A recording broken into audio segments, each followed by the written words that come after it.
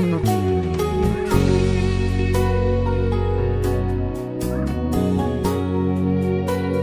maana leo uamsho kuna utafuta mchana kwa tochi.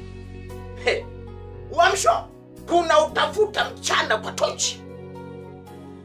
Maana ni kazi kupata.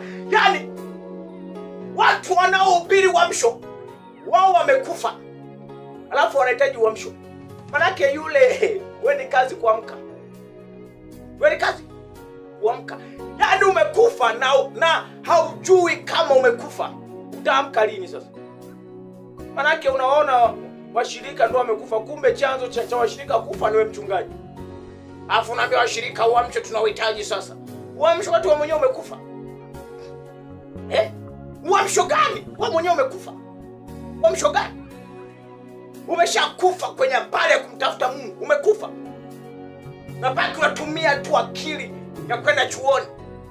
Kwa sababu nimesoma, najua maandiko, amina. Nasoma Kutoka na kuja nikitoboa kwenye Yoshua hapa. Imeisha.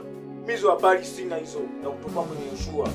Naambia Bwana, mimi nipe ujumbe, hata ukinipa kama mstari haka kamoja imeisha hiyo. Ndio raha nakupa ujumbe na Mungu. Sio paka eti sheria soma hivi. Mungu nipe ujumbe, akikupa risula lizima safi gudi. Akikupa kama mstari kamoja simamia huo safi. Na mstari mmoja utaenda kuwaponya watu. Wewe unahitaji uamsho. Wewe mwenyewe hauna uamsho. Uamsho gani? Uamsho umekufa kwa sababu vyakula tunavyowapelekea washirika haviwatoshi.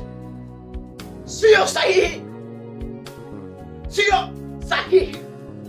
Masomo tunayowapelekea sio sahihi. Tunabaki tunawazingishia wamekufa, kumbe chanzo ni sisi wenyewe. Wahubiri hatuwapelekei vyakula vinavyowastahili. Hatuwapelekei vyakula vinavyowatosha. Hatuwapelekei vyakula vinavyowastahili.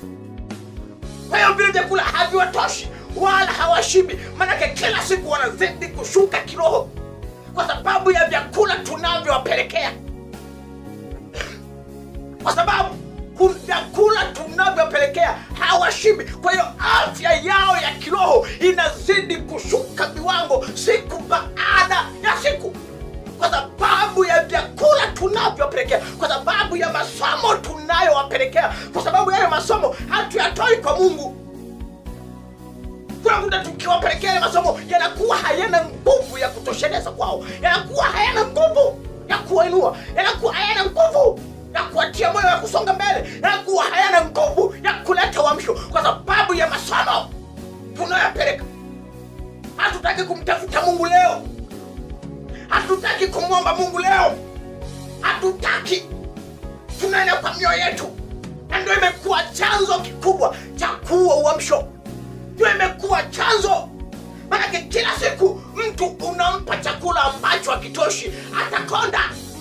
Kwa hiyo washirika wa leo tumekuwa tukiwapa chakula ambacho hakiwatoshi. Ndio maana siku baada ya siku vilo vyao vinashuka. Na vilo vyao vinaposhuka ndipo uamsho unashuka huko. Uamsho unapotea kwa sababu tunapelekea vyakula ambavyo haviwatoshi. Kwa sababu tunapelekea vyakula ambavyo sio sahihi kwa siku hiyo. Mungu ameona siku ya leo washirika wangu wa kila ugali na malange watashiba. Wewe unawapelekea ubwabwa na nyama.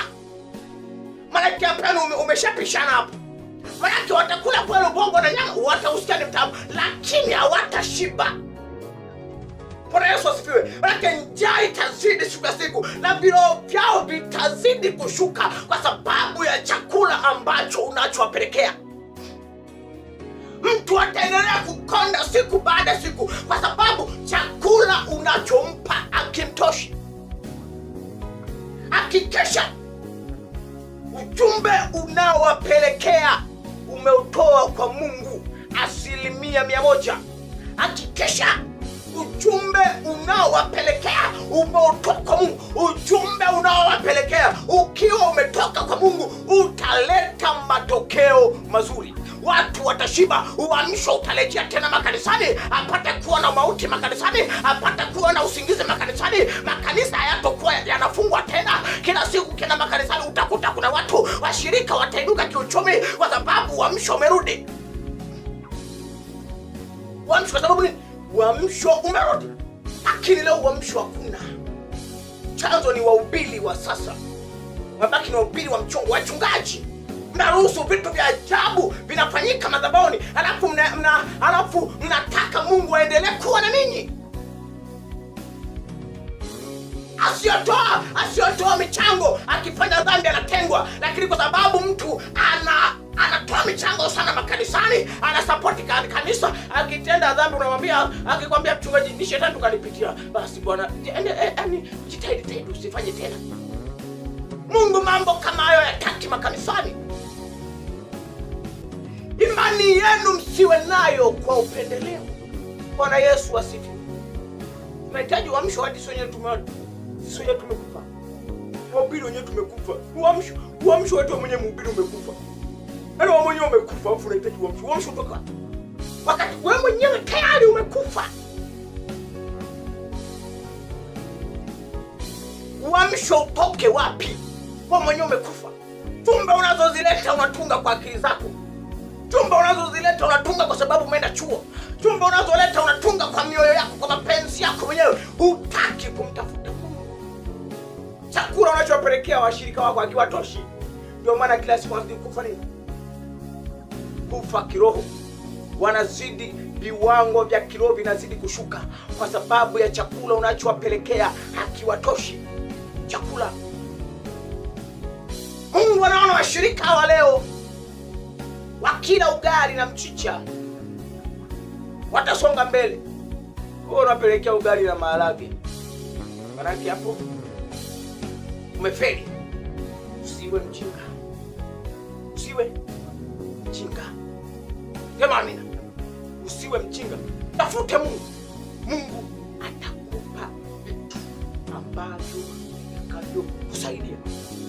Mungu atakupa vitu ambavyo vitakavyokusaidia. Bwana Yesu asifiwe. Mungu atakupa vitu vitakavyokusaidia. Mungu wa mbinguni akubariki sana. Amen.